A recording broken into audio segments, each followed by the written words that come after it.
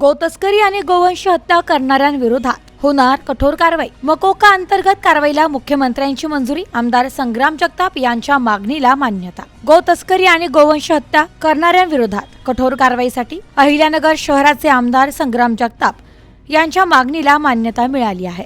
राज्याचे मुख्यमंत्री देवेंद्र फडणवीस यांनी मकोका अंतर्गत कारवाईला विधानसभेत मंजुरी दिली असून यावेळी आमदार संग्राम जगताप यांनी महायुती सरकारच्या या निर्णयाबद्दल आभार मानले आहे। लक्षवेधी क्रमांक 4 संग्राम जगताप। लक्षवेधी क्रमांक 4 3 मुख्यमंत्री महोदयांना वर जायचे, त्यांचे 2 लक्षवेधी घेतले। लक्षवेधी क्रमांक 4 वितरित केल्याप्रमाणे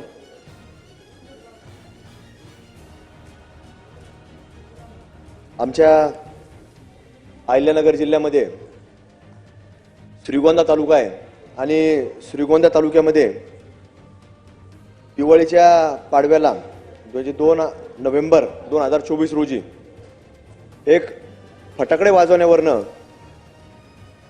वाद निर्माण झाला 2 गटांमध्ये, 2 समाजामध्ये।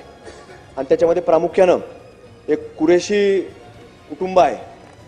त्या कुटुंबाने एक फार त्या परिसरामध्ये, विशेषतः श्रीगोंदा तालुका असेल किंवा आमचं अहिल्यानगर शहर आणि जिल्ह्यामध्ये, त्याचं एक फार मोठं एक वेगवेगळ्या व्यवसायाच्या माध्यमातून, म्हणजे गो तस्करी असेल, गुटख्याचा अवैध व्यवसाय असेल, अशा वेगवेगळ्या व्यवसायाच्या माध्यमातून त्याचं एक फार मोठं दहशतीचं रॅकेट देखील निर्माण झालेलं आहे।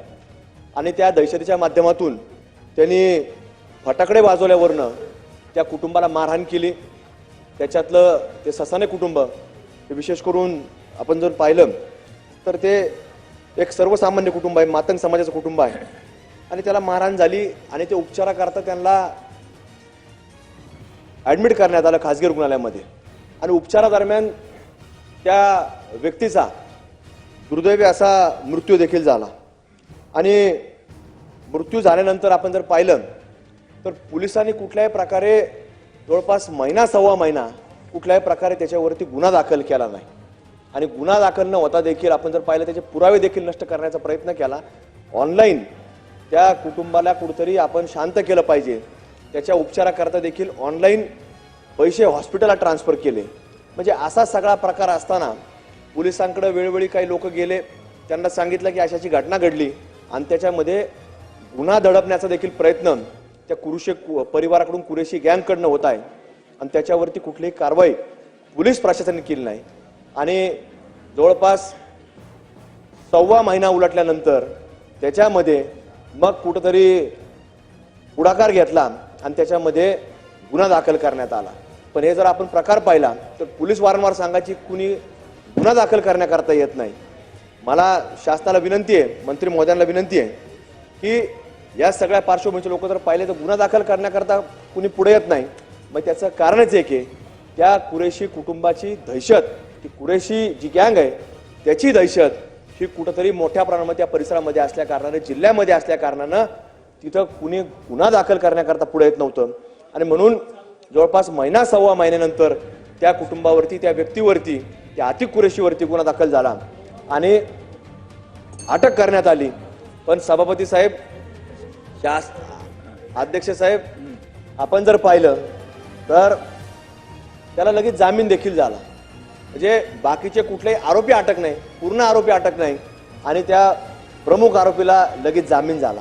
म्हणजे ही घटनाक्रम कुठेतरी आपण पाहिला तर याच्यामध्ये तिथं असणारे पोलीस जे प्रमुख आहेत, त्या पोलीस स्टेशनचे किरण शिंदे जे पी आहेत, या सगळ्या लोकांकडनं कुठेतरी याच्यावरती हलगर्जीपणा झाला। आणि जर ते कुटुंब पुढे येत नसेल तर त्याच्यामध्ये पोलीस प्रशासनाने पुढे यायला पाहिजे होतं, तो गुन्हा दाखल करायला पाहिजे होता। एखाद्याचा मृत्यू होतोय तरी देखील पोलीस पाहतात की कुणी पुढे येत नाही, का येत नाही याचं देखील कारण तपासलं पाहिजे।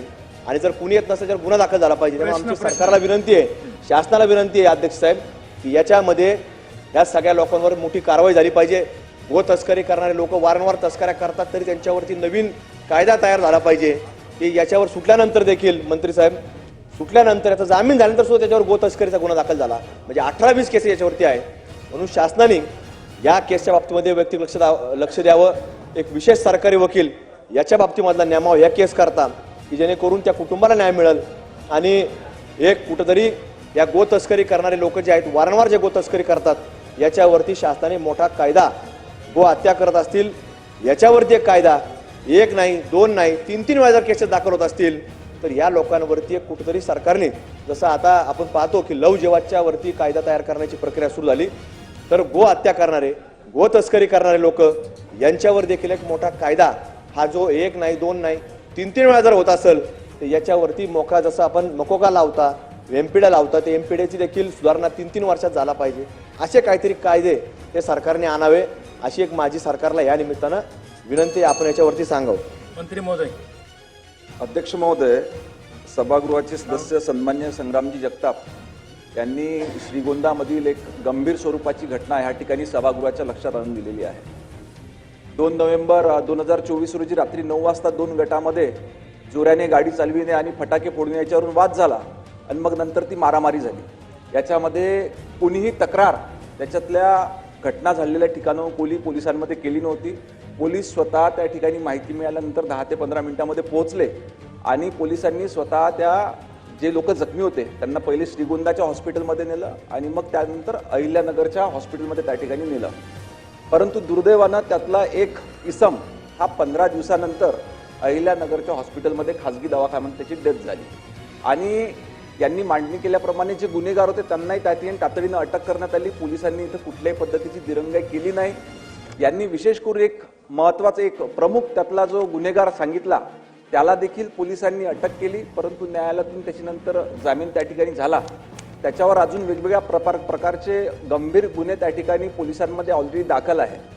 त्याच्यावर अजून कठोरातली कठोर प्रतिबंधात्मक कारवाई करण्याची प्रक्रिया त्या ठिकाणी सुरू आहे आणि निश्चितपणे आपण सांगितल्याप्रमाणे गोहत्ये संदर्भातले कायदे अजून कठोर करण्याची प्रक्रिया शासनाच्या वतीनं सुरू आहे.